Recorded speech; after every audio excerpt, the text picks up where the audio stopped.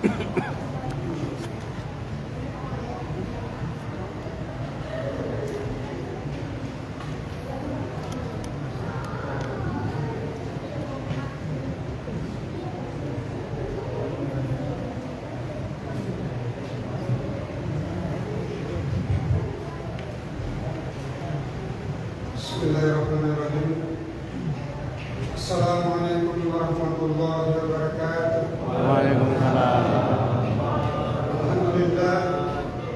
Alhamdulillahirabbil alamin wassalatu wassalamu ala rasulillah ajmain. Asyhadu an la ilaha illallah wa asyhadu anna Muhammadan abduhu wa rasuluh. La haula wa la quwwata illa billahil aliyyil azim.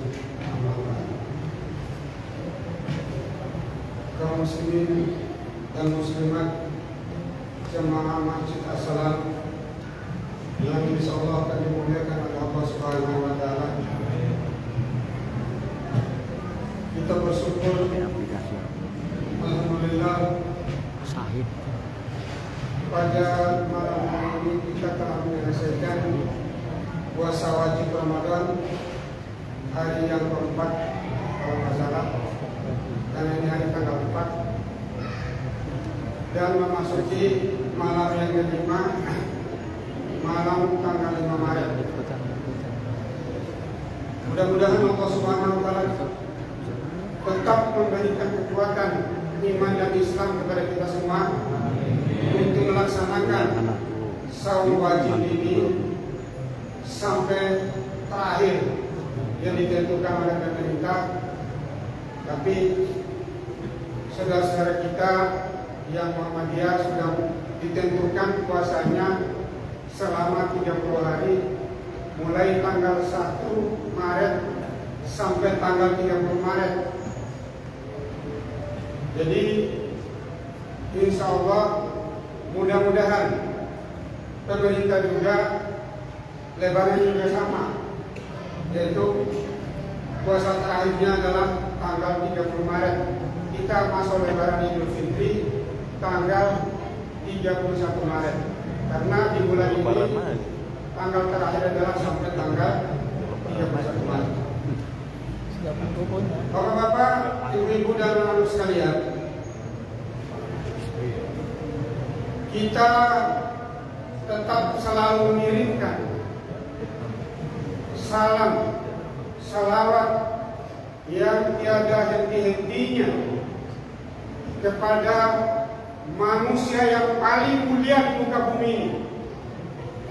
Tidak ada yang lain, mulai dari Nabi Adam sampai dengan kita ini adalah Nabi kita Nabi Muhammad SAW.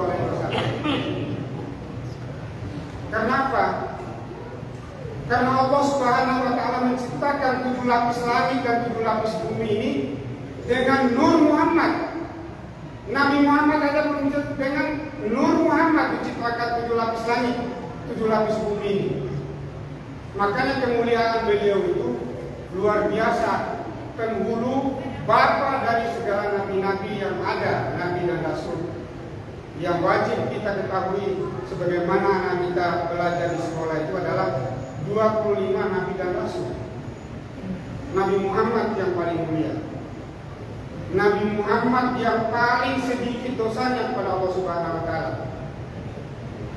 Namun beliau dosanya sedikit, tapi setiap waktu, setiap sholatnya, baik yang wajib maupun yang sunat, selalu meminta ampun kepada Allah Subhanahu wa taala.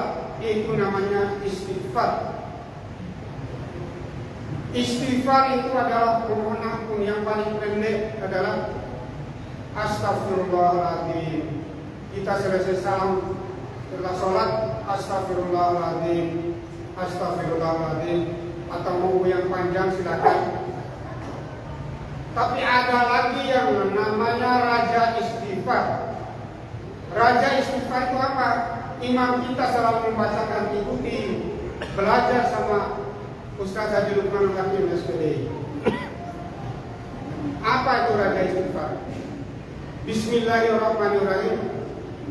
Allahumma anta rabbi la ilaha illa anta khalaqtani wa ana abduka wa ana ala ahdika wa wa'dika mastata'tu a'udzu bika min syarri ma sana'tu abu'u laka bi ni'matika alayya wa abu'u bi dhanbi faghfir li fa innahu la yaghfiru dzunuba illa anta.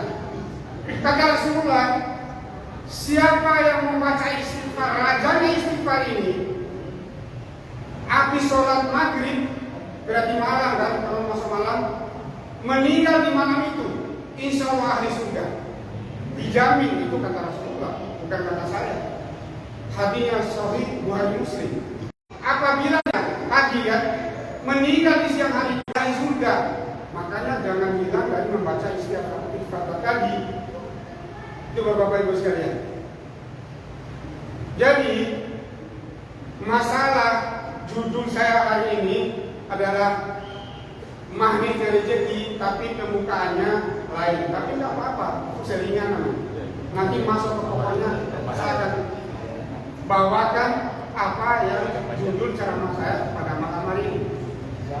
Terus yang berikutnya, apalagi yang bermanfaat bagi kita, rezeki yang tiada terhingga, bapak-bapak ibu sekalian, anak-anak sekalian, bahwa rezeki itu bukan aja materi, uang 100.000, 200.000, 1 juta, 10 juta, 1 miliar, 2 miliar, atau triliun, kata Pak Prabowo. Ya kan? Itu punya Allah, bukan punya kita. Harta kita yang tidak ternilai adalah kita meninggalkan keturunan yang soleh dan soleha.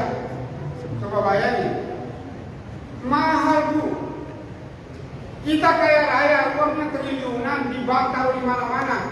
Keturunan tidak ada, meninggal direbutin sama semut. Itu harta. Siapa yang bisa ngurusin? Ya kan?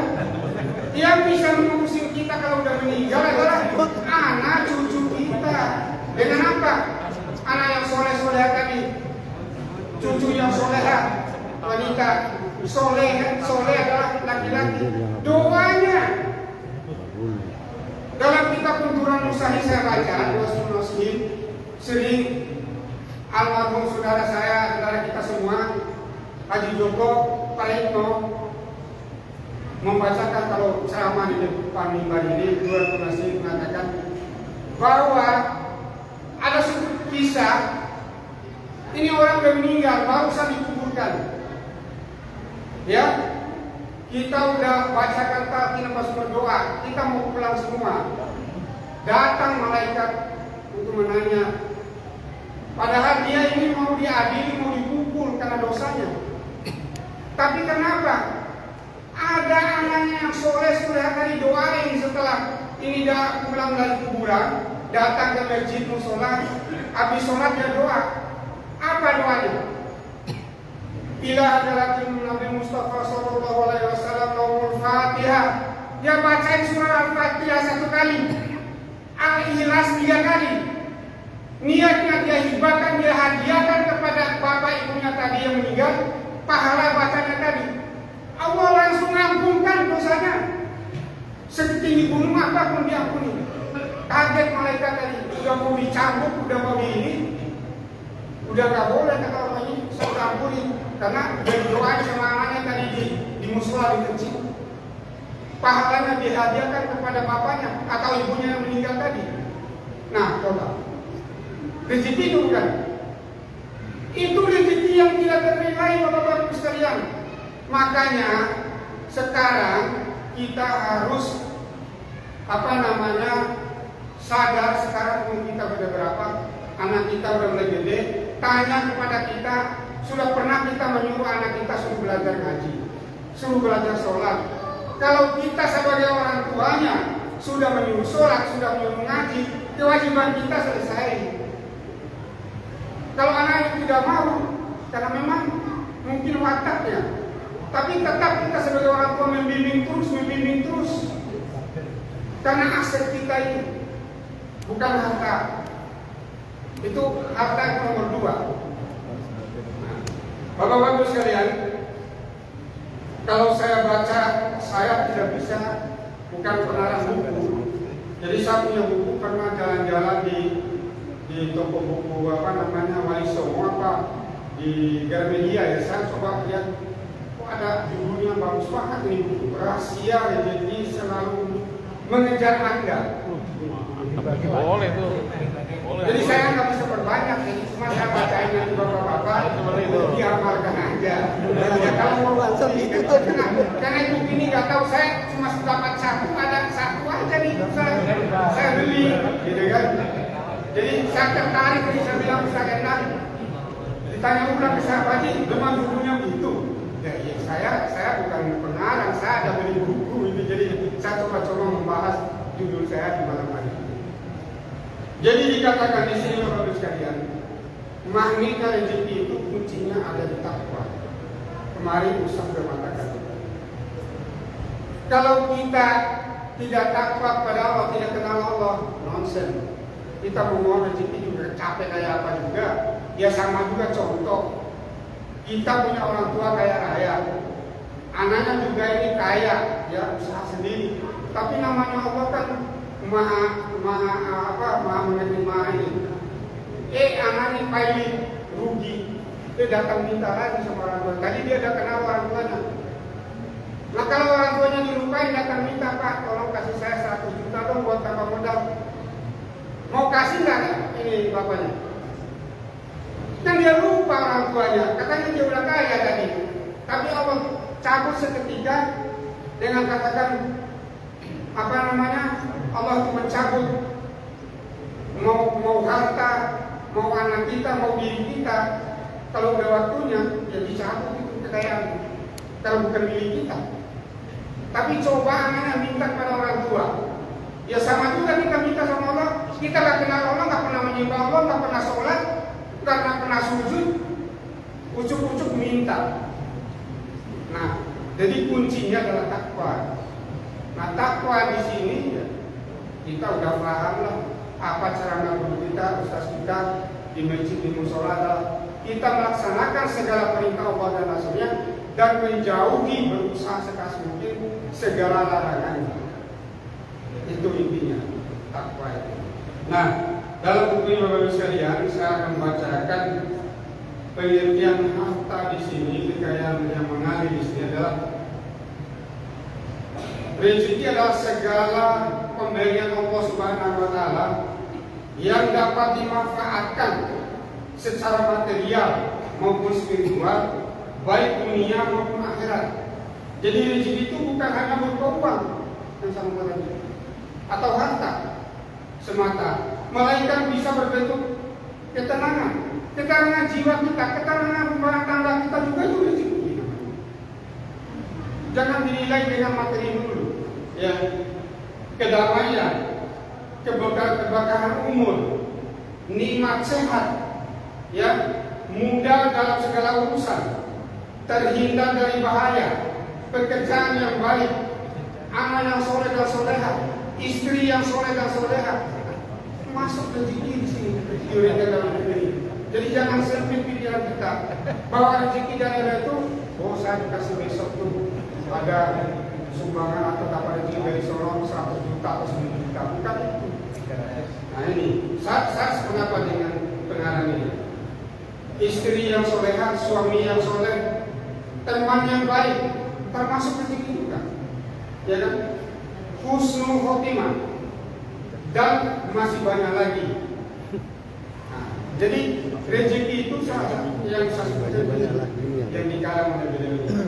Tapi di dalam bab yang berikutnya dikatakan di sini adalah, Bapak sekalian, amanan magnet rezeki. Nah di sini ada zikir dan doanya. Nah, yang zikir pertama untuk menaik rezeki itu kembali lagi kepada istighfar tadi. Kita mohon ampun dulu kepada Allah dosa-dosa kita. Astaghfirullahaladzim alladzi la ilaha illa huwal hayyul qayyum wa atubu ilaih. La ilaha illallah wahdahu la syarika lah, lahul mulku wa lahul hamdu yuhyi wa yumiitu wa huwa ala kulli syai'in qadir. La haula wa la quwwata illa billahil aliyyil azim. Itu zikir pembukanya. baru mau baca lagi yang lain. Mau baca apa? Mau baca zikirnya malaikat. Mau itu juga magnet rezeki. Apa itu zikir malaikat? Subhanallah wa bihamdihi, subhanallahil azim. Mau 100 kali, mau 300 kali, mau 500 kali, mau 700 kali, mau 1000 kali, mau 2000 kali, mau sekuat kita. Itu termasuk amalan magnet rezeki dalam buku ini. Apalagi magnetnya rezeki di sini.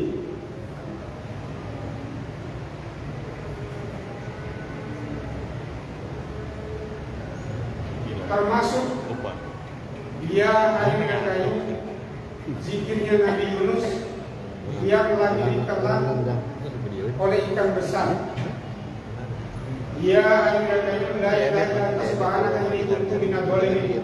Mau 1000 kali, mau 900 kali, mau 700 kali, itu adalah zikir penarik atau magnetnya rezeki. Bapak-bapak sekalian, jadi itu boleh diamalkan. Nah, atau yang pendek-pendek lagi banyak zikir-zikir yang lain. Subhanallah walhamdulillah wala ilaha illallah wallahu akbar la haula wala quwwata illa billahil aliyyil azim. Itu juga penarik. Salam mungkin. Jadi Bapak sekalian, kita di dalam menjalani hidup ini, kehidupan dunia ini, hidup yang sangat pendek. Kenapa pendek? Kemarin sudah dikatakan kita ini diumpamakan adalah seorang musafir yang lagi dalam perjalanan, di tengah jalan kita capek, disitulah kita istirahat di dunia.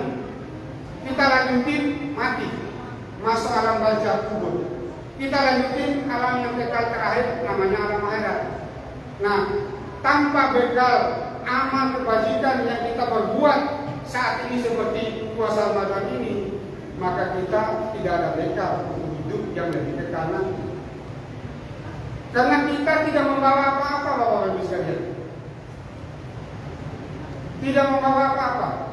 Kita membawa 7 meter kain kafan yang dibungkus mayat kita untuk dibawa ke kuburan. Itu doang. Habis itu amal kita. Nah, luar biasanya saudara-saudara kita, anak kita tadi, insya Allah calon anak yang soleh, udah mengimbau kita. Mudah-mudahan yang lain juga, anak-anak yang lain ikutin tadi saudaranya. Jangan datang ke masjid cerita-cerita, lari-lari. Dia harus sholat yang benar, ngaji yang benar, ya kan? Belajar berdiri di mimbar ini untuk membawa acara, kan begitu. Jadi Bapak-Bapak sekalian, sekarang sarana prasarana sudah sediaan oleh panitia pengurus Yayasan Masjid As-Salam ini. Ada namanya TPA, Taman Pendidikan Al-Quran. Kita manfaatkan anak-anak kita di bidang untuk belajar mengaji mulai sekarang. Karena kalau udah tua nanti Bapak-Bapak sekalian, ada malas dulu. Disuruh malas kan? Malu, udah gede begini suruh ngaji. Padahal kemarin saya baru ngomong, tuntutlah ilmu itu mulai dari lahir sampai kamu masuk kubur.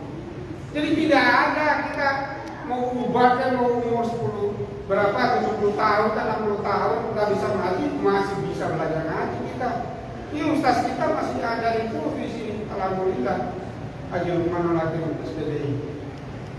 Jadi kita ikutin, karena kalau kita mengaji dengan yang benar, yang salah aja baca pahalanya luar biasa. Yang benar itu misalnya angka 100. Yang nomor 2-nya mungkin 90, nomor 3-nya 80, nomor 4 masih 70, masih tidak punya dapat nilai. Kalau belum apa semua itu masih eja-eja itu, masih dapat pahala. Itu luar biasa ngaji.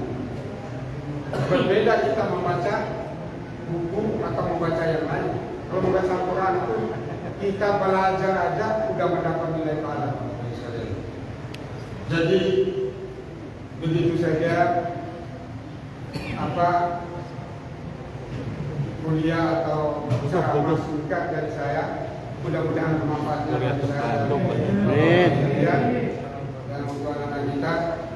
Lebih kurangnya mohon maaf.